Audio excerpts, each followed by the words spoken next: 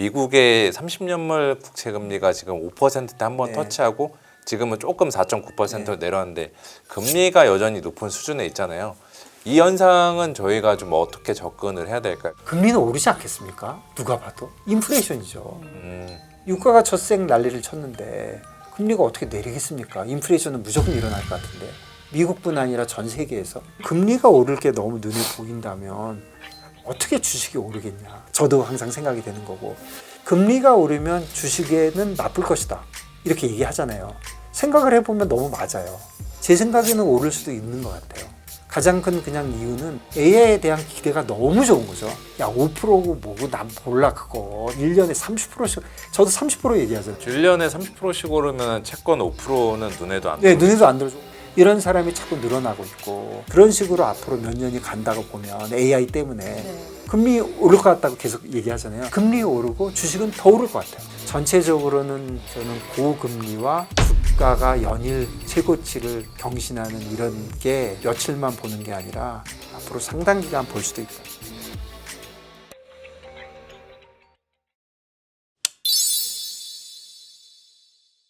리먼 브러더스 은행 한국 대표를 지내신 유튜브 김준송 TV 대표님을 모셨습니다. 대표님 어서 오십시오. 네, 안녕하십니까. 네, 그야말로 대표님, 네, 진짜 엄청나죠. 아마도 그 시장 굉장히 오래 보신 것 같은데 네. 이 정도의 강세장 급등장 본 적이 있으십니까? 이런 적이 있었습니까? 뭐 지수가 코스피가 뭐 지수가 6%씩 네. 이틀을 올랐잖아요. 그쵸. 그러니까 뭐 엄청 오른 거죠. 그야말로 뭐 한번 터진 거죠. 네. 그런 생각이 듭니다. 아, 전체적으로 주식시장이 글로벌리 뭐 좋을 것 같고 앞으로도 굉장히 네. 좋아 보이고요.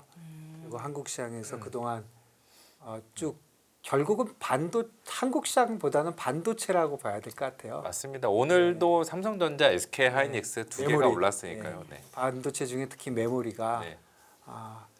반도체가 많이 필요한 것 같아. 이렇게 네. 생각하는 것 같습니다. 예. 그래서 이 시장이 글쎄요. 저는 AI가 결국 다 시작인 것 같고 AI가 생산성을 높이고 AI가 진짜 세상을 바꿀 것 같고 네. 거기에 대한 믿음이 점점 사람들이 강해지는 것 같고요. 그러다 보니까 이제 반도체도 몰려온 거고 어쨌든 AI가 바꾸는 이런 시장에서 위험 자산 특히 주식은 뭐 오늘 이틀뿐 아니라 앞으로도 굉장히 많이 오를 수도 있다. 예를 들어서 뭐 우리 23년, 24년 이럴 때 뭐 나스닥 이런 게 한 20% 정도 올랐잖아요. 네, 20% 좀 맞습니다. 넘게. 네. 근데 그 정도보다 더 높은 수준으로 한 3, 40%씩 한 뭐 5년, 10년 가버리면 네. 30%씩 10년 오르면 뭐 몇 배 됩니까? 엄청나죠. 예, 네. 그런 식으로 주식이 특히 기술주가 AI에 관련해 가지고 아주 폭등할 수도 있는 게 아닌가. 그러니까 결국은 저는 굉장히 간단한 생각인데 결국은 AI가 나온 게 인공지능이 나온 건데 인공지능하고 사람이 있는데 인공지능이 이든 아니면 로봇이든 그쪽에 그야말로 엄청나게 좋으면 인공지능의 주인의 가격이 올라갈 거잖아요. 그렇죠. 그게 주식이잖아요. 인공지능의 주인은 회사니까. 네. 그렇다고 보면 혹시 정말 우리가 생각지도 못할 정도로 AI가 굉장한 거라면 그러면 나스닥이 여기서부터 5년 사이에 10배가 된다든가 이런 일도 있을 수 있는 거잖아요. 네. 이게 사실 그 굉장히 좋은 일 같지만 나스닥 안 갖고 있는 사람은 완전히 망하는 거죠.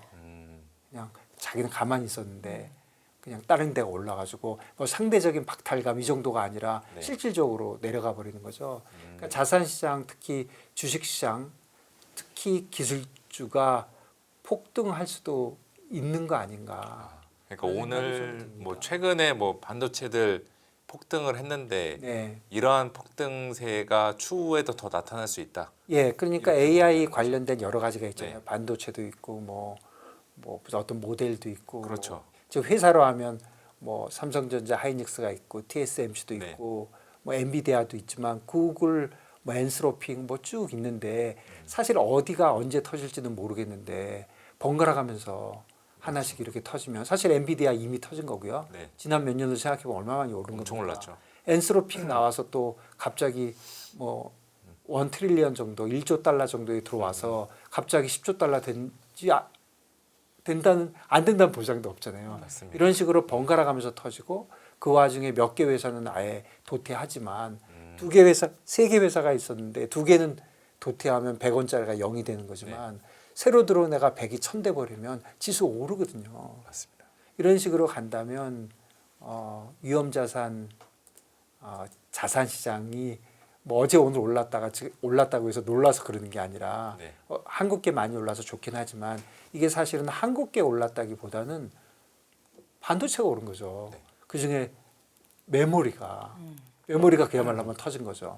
그러니까 이런 식으로 번갈아 가면서 터지면은 네. 그래서 기술주를 그야말로 장기 투자 포트폴리오에 반드시 담아야 된다. 네. 지금 역사적 제일 높잖아요. 제가 보니까 이렇게 쭉 올라가는 거 사는 방법은 옛날 생각하면 절대 못 사고요. 좀 내려가면서 사야지 그럼 절대 못 사고 그냥 올라가는 말에 그냥 사고 네. 그리고 어느 정도 가다 내려오면 그때 어디까지 가나 한번 생각을 해봐야지 내려올 때만 기다리고 있으면 끝도 없이 가게 되는 거고 한국 주식 특히 삼성전자 하이닉스가 꼭 그랬던 것 같아요. 어느 정도 안 올라가다 오르니까 설마 하다가 드디어 진짜 이틀 동안 한번 보여준 거잖아요. 그런데 이런 지금 지수가 6% 7%가 오른 거지만 삼성전자나 하이닉스가 오르는 정도를 보면 사실 2개 합쳐서 40% 넘지 않습니까? 네, 맞습니다. 예, 이 정도 되면은 예전에 뭐 엔비디아나 이럴 때도 거기도 이런 식으로 올랐거든요, 사실. 그러니까 그렇게 오르듯이 또 오르는 거니까 그냥 제 생각은 뭐 지난 일 다 잊어버리고 오늘부터 딱 생각하면 사실 오늘부터잖아요. 네. 오늘부터 딱 보면 시장의 모든 예측은 지금 가격에 다 들어있는 것이고 그렇다고 보면은 여기서 그러면 삼성전자나 하이닉스가 많이 올랐으니까 이제 안 오를 거야 이렇게 주장하는 게 아니라 네. 여기서 보면은 와 이제 AI 전체 기술주 전체에서도 누가 오르는지는 잘 모르는 거 아니냐. 그렇다면 그 반도체에 대해서 물론 연구가 많으시고 거기에 확신이 있으시다면 모르겠으나 잘 모르는 일반인 같으면 저 같은 사람들이면 기술에 대해서 잘 모르면 종목을 고르게 되면 지수를 고르는 방법과 종목을 고르는 방법을 생각해 보면 잘 고르면 당연히 좋죠. 네. 그럴 거 아니에요. 이게 평균이 지수인데 기대 수익률도 훨씬 훨씬 높고 네. 더 많이 움직이니까. 그러니까 뭐 지금 나스닥 100 중에 한 개를 딱 골랐는데 그게 제일 많이 오르면 당연히 나스닥보다 당연히 더 오르겠죠. 그렇지만 잘 못 고를 수도 있거든요. 반도체일 수도 있지만 반도체가 아닐 수도 있잖아요. 네. 이미 반도체가 너무 좋긴 하지만 다 반영돼 있는 거니까.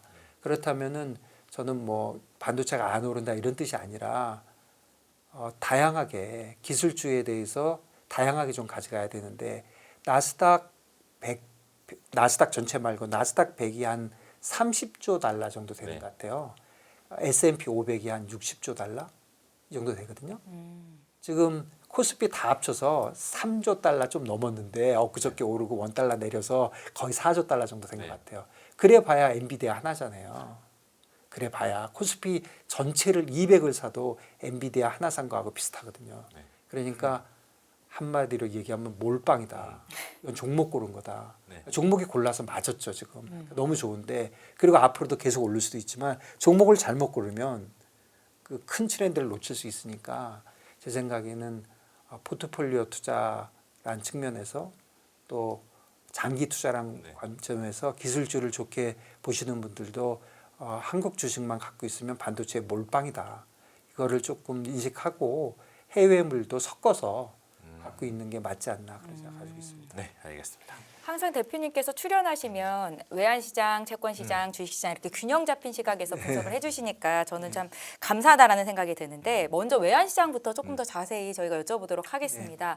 그 미국과 이란의 전쟁 이후로 환율이 1,500원을 넘어섰던 게 정말 엊그저께 같은데 벌써 환율이 굉장히 많이 내려와 네, 있더라고요. 특히 오늘 많이 빠졌습니다. 네, 원화 가치가 왜 강세를 보일까라는 고민을 좀 하게 됐는데 이유가 좀 있을 것도 같고요. 어디서 찾으시나요? 우선 최근에 그 이란 전쟁이 일어나면서 글로벌 달러가 올랐거든요. 달러가 그러니까 강세가 된 거죠. 달러를 기준으로 달러가 올랐는데 사실 좀 돌이켜서 보면 뭐 엄청 옛날 얘기 같지만 뭐 한 달 전 얘기거든요.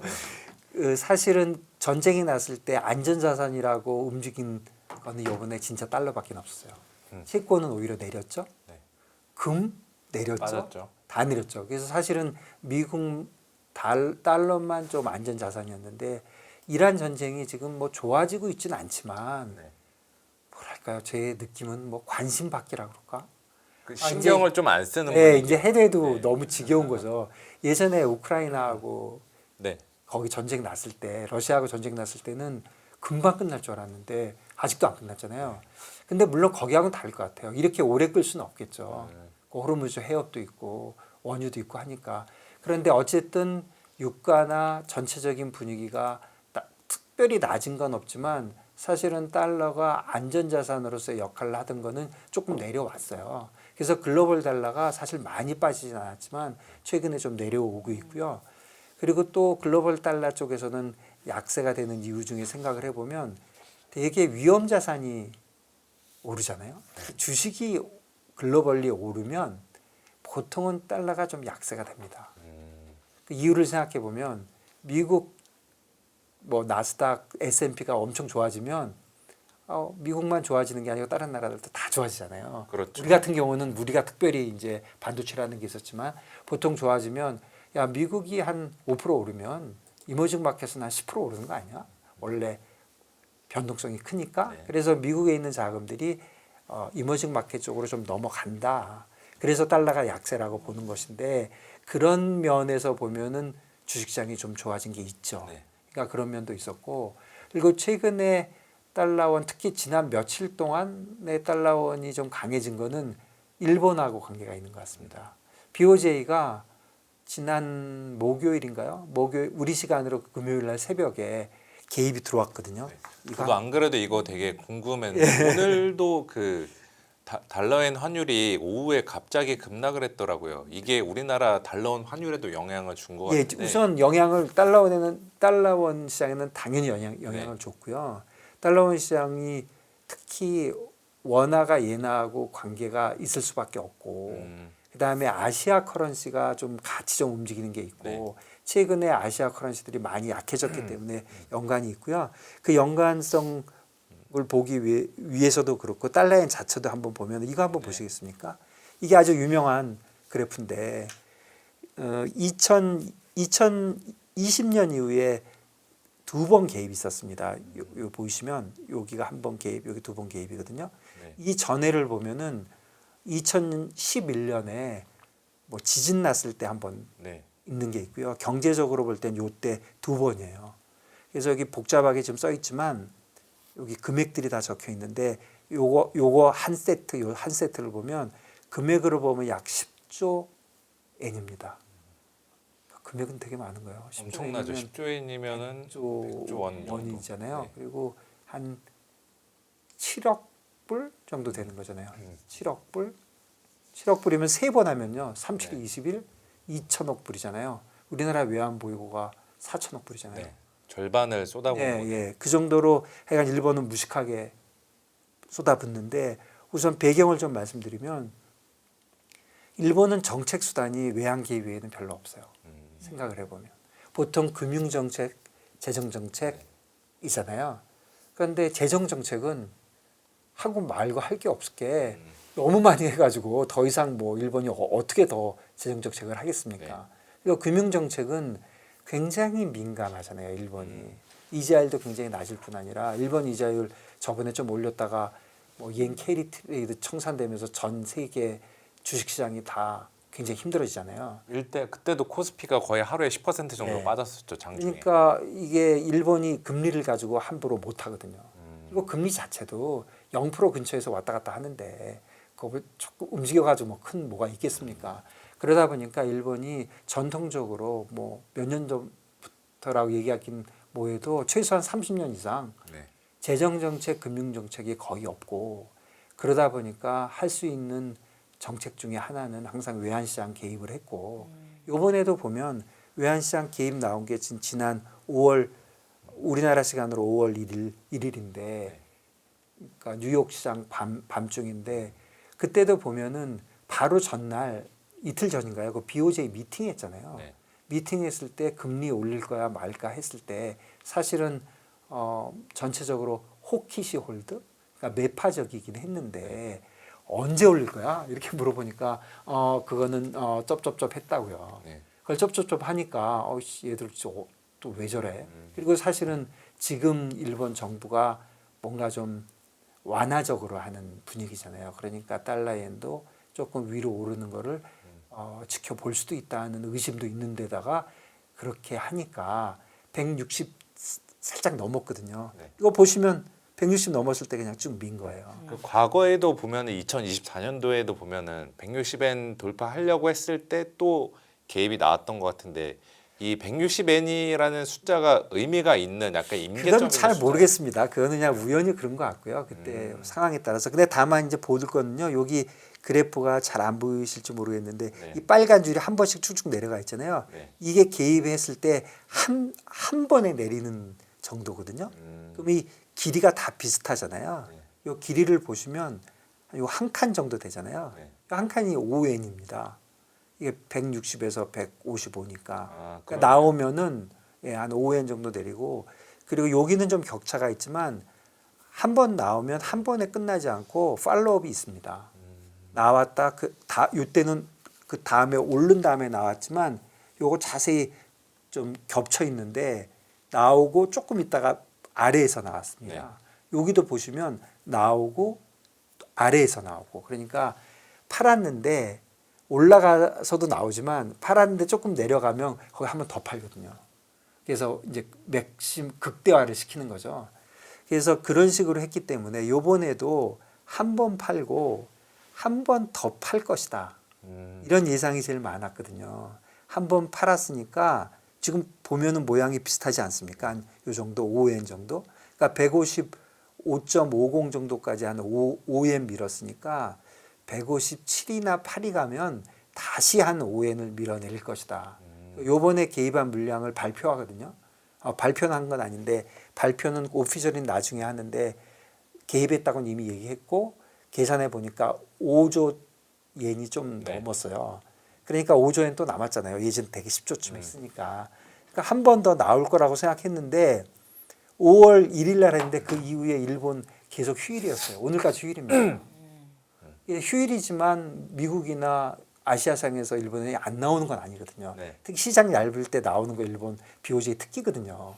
호가가 얇을 때 나오는 얇을 때 그래야지 확실하게 내리니까. 네. 그런데 지금 아까 말씀해 주신 게 이 얘기 하시는 것 같아요. 제가 예, 맞습니다. 하게 가져온 건데 요게 조금 전에 본 그거거든요. 요 마지막에 네. 요거. 그런데 저 오른쪽 거 이게 세 번을 한 거. 이게 오늘이고요. 네. 이게 그 다음 날인가 한번 했어요. 이렇게 내려왔는데 이건 한 1엔밖에 안 빠졌잖아요. 많이 봐봐야 1.5엔인데 근데 이때 일본 미우란가 무슨 차관이 한마디 했어요. 나 싫어 올라가는 거 한마디 했어요. 그래서 저 사람이 얘기해서 빠졌나 했거든요. 여기 가서 또 한 번 빠졌어요. 근데 이거 비슷한 레벨에 가니까 누군가 되게 그냥 세게 팔았나 보다 그랬거든요. 근데 오늘이 좀 너무 의심이 가는 게 아무 코멘트도 없었거든요. 아무 코멘트도 없어서 그리고 한 3엔 뺐고 그래서 이게 개입이 아닌가. 근데 옛날 같으면 이거보다 더 빼거든요. 한 153까지. 그런데 좀 덜 빼서 긴가민가 하긴 한데 뭐 저보고 둘 중에 하나 무조건 찍어라 그러면 긴 것 같습니다. 뭐 3번 정도 나왔고 오늘은 아무런 뉴스도 없었거든요. 그래서 좀 밀고 있다. 그래서 지금 이 그래프는 조금 한두 시간 전에 나온 거고 지금은 155 밑으로 가 있고요. 그러니까 한 요 정도에 맞추고 있어서 어쨌든 일본이 이런 식으로 달러엔을 160은 난 싫어. 155 밑으로 내려놓으면 보통은 뭐 150대 초반까지 밀어놓고 그래도 다시 뭐 155 뭐 위로 올라가는 걸 용인은 하거든요. 이때도 보면 개입하고 올라가더라도 놔두긴 하거든요. 일단 밀어놓기만 하고. 근데 개입 나온 이후에 많이 빠지긴 했는데 이건 경제적인 여건이 있어서 그런 거지 개입 때문에 빠진 건 아니거든요.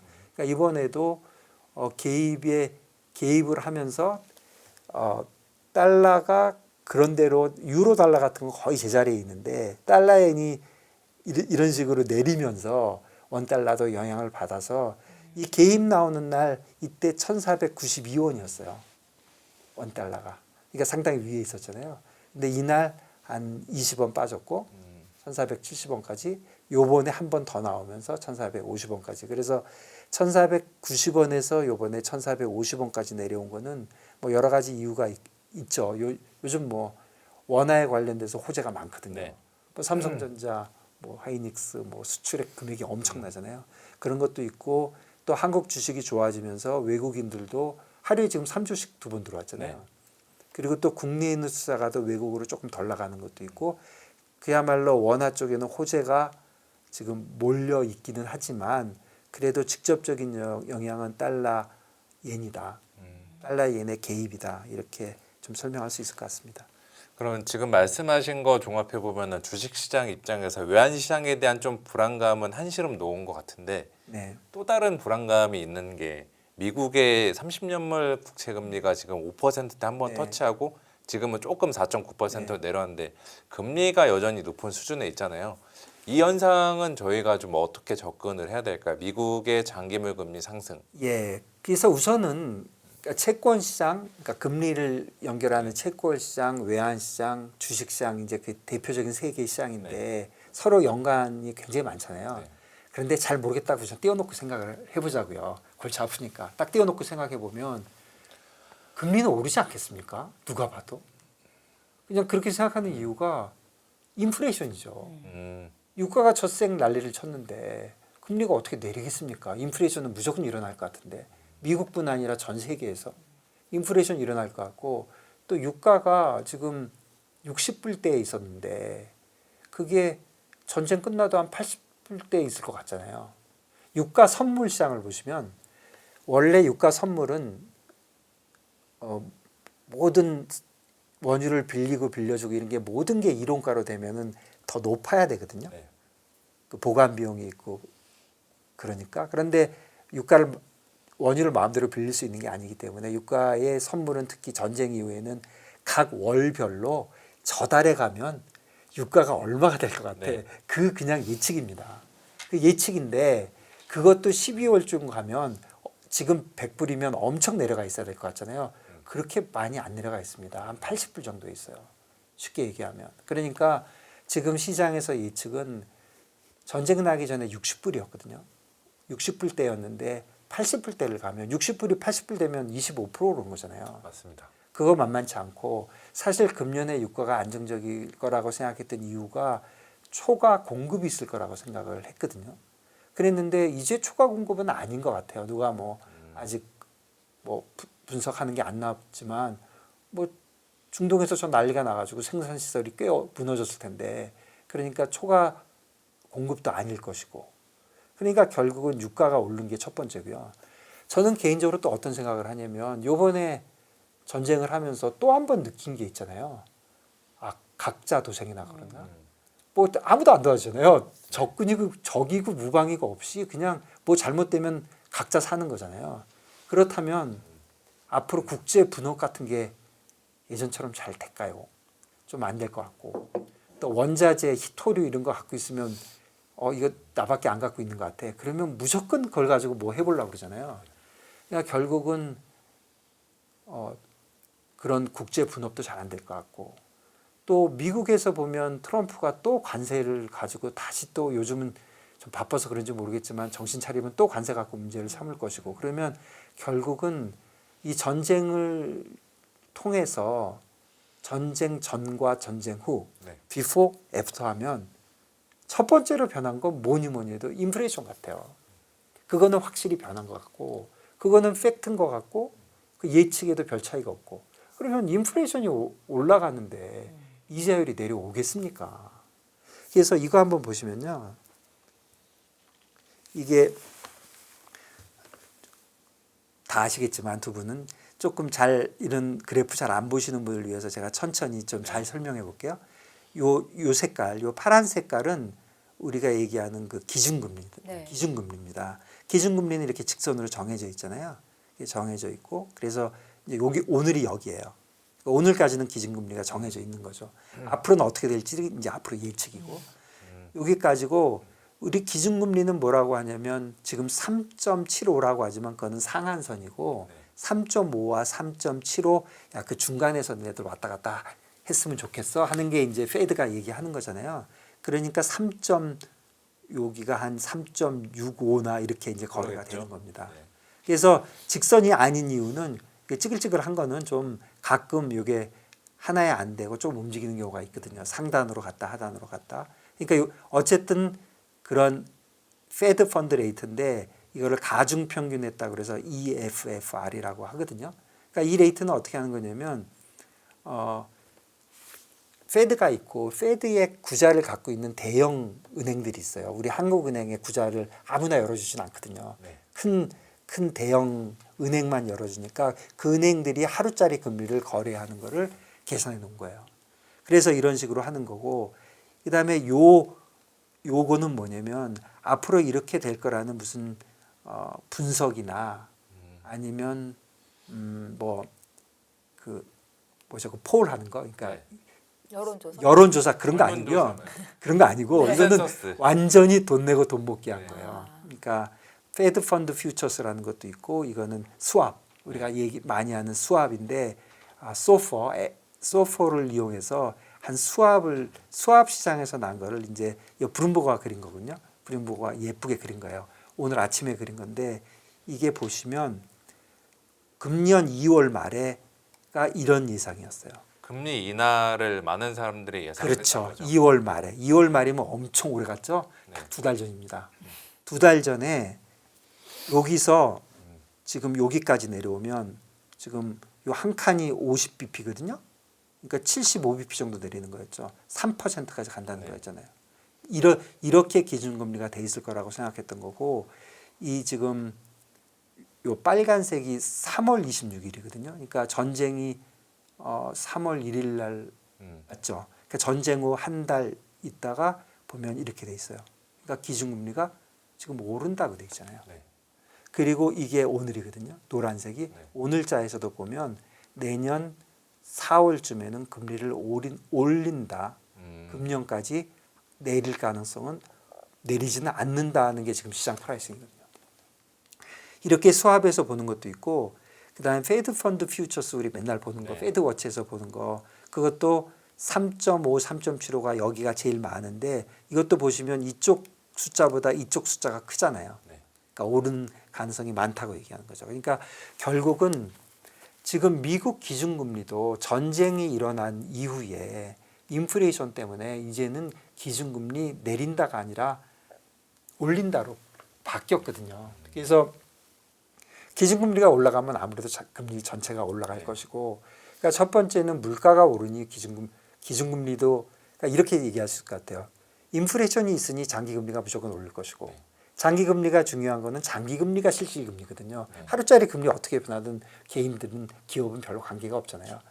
그러니까 미국의 실질금리는 10년, 우리나라의 실질금리는 3년에서 5년 보거든요. 그러니까 실제로 경제를 움직이는 가장 중요한 이자율 기간을, 그러니까 미국 10년짜리 금리가 지금 4.35 정도 되는데, 미국 10년짜리 금리가 인플레이션이 올라가니 채권은 인플레이션의 함수인데 내려갈 일이 없고, 두 번째는 기준금리 트럼프가 내린다, 누구를 케빈 어시를 목을 찔러서 내린다, 별소리 다 안 되지만 시장은 하나도 안 믿고 있거든요. 이제 기준금리 내기는커녕 이제 올려야 될 거야.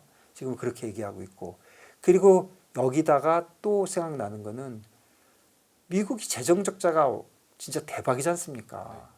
그런데다 요번에 전쟁을 저렇게 했으니 전쟁 비용 또 들어갔잖아요. 채권 발행을 하게 되면 금리가 올라가는 그렇죠. 그런 구조죠. 공급이 채권에 팔자가 많으니까 이자율이 내려갈 것 같고, 그러면 미국만 재정을 그렇게 쓰느냐?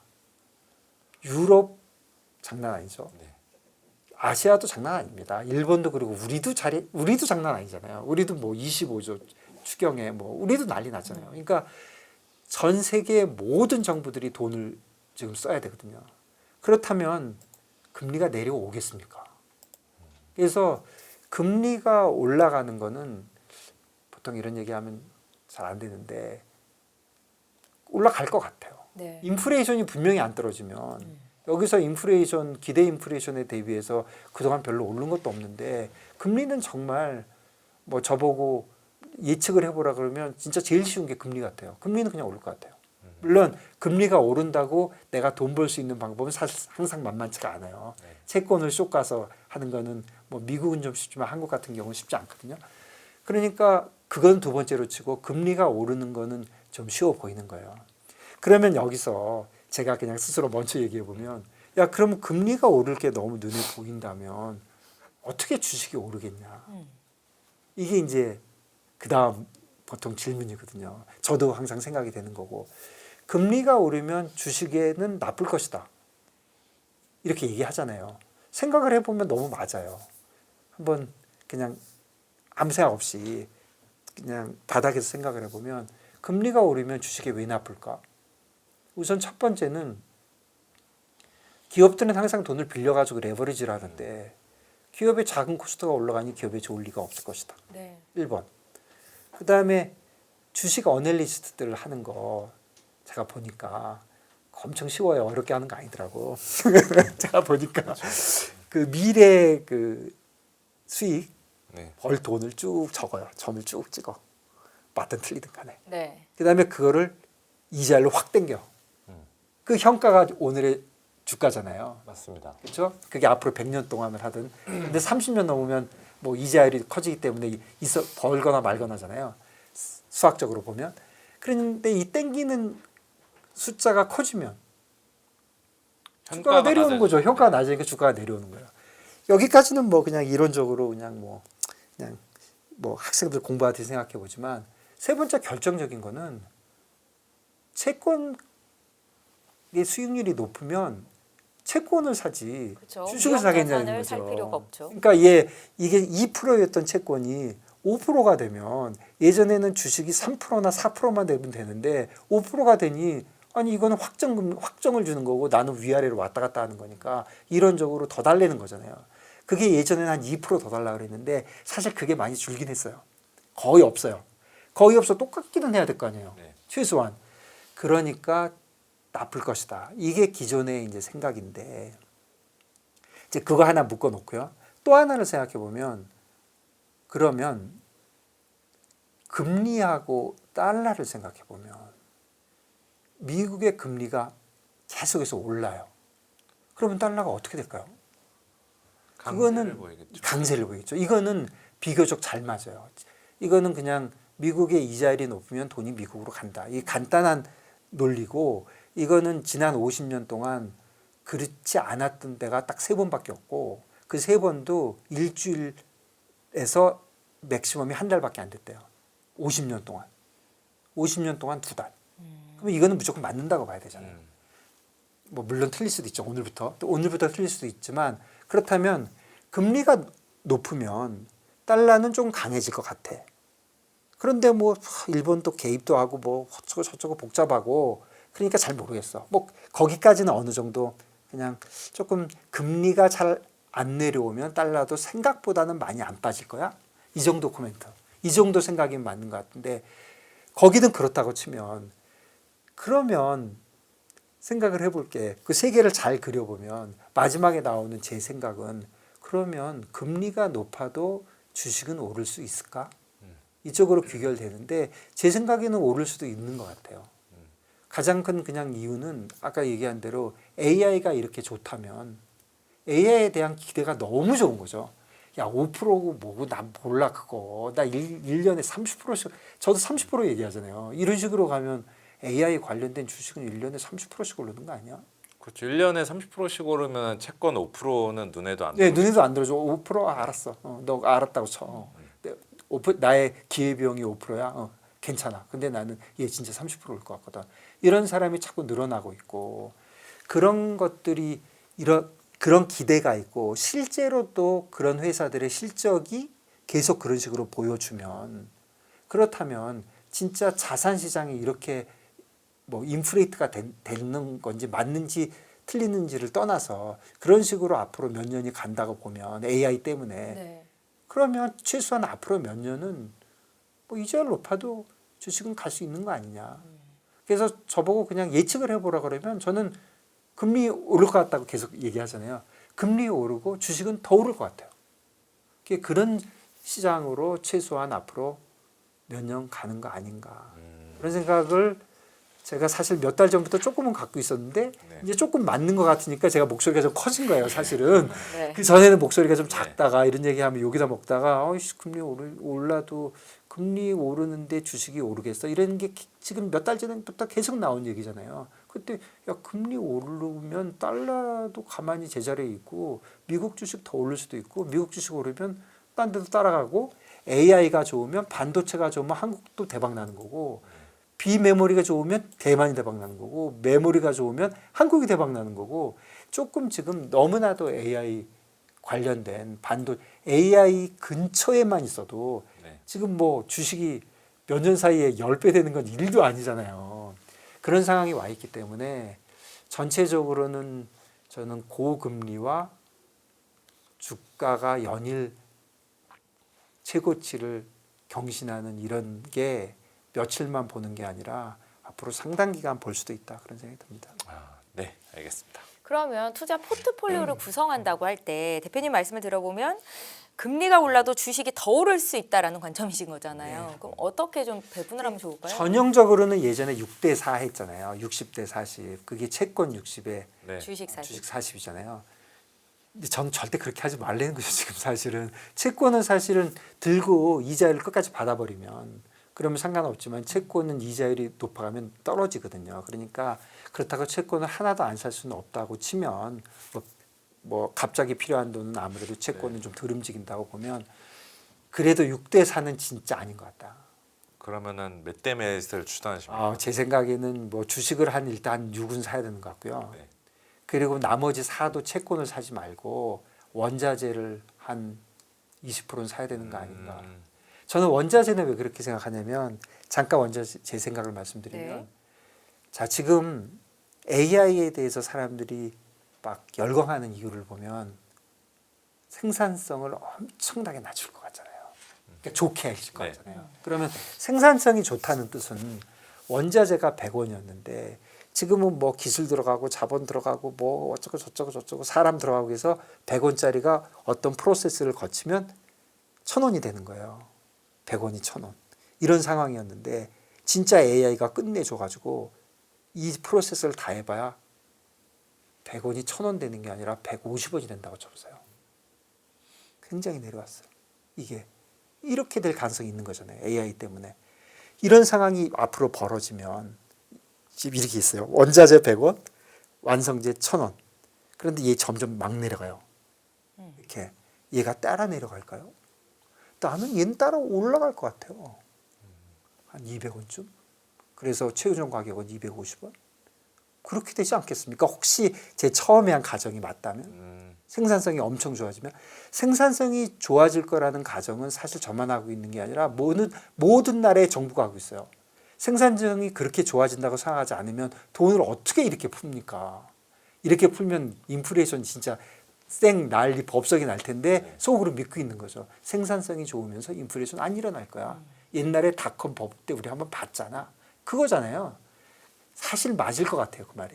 그렇다면은 원자재도 쉽게 안 내려간다. 생산성 좋아지면 원자재도 내려갈 거야. 이건 아닌 것 같아요. 생산성 내려가면 원자재는 그거는 생산성과 관계가 없잖아요. 뭐 100억 년, 10억 년 전에 만들어진 무슨 히토류가 이제 와서 만들 수는 없는 거잖아요. 공급이 제한되고 예, 있기 때문에. 제한된 것들. 그렇다면은 저 같으면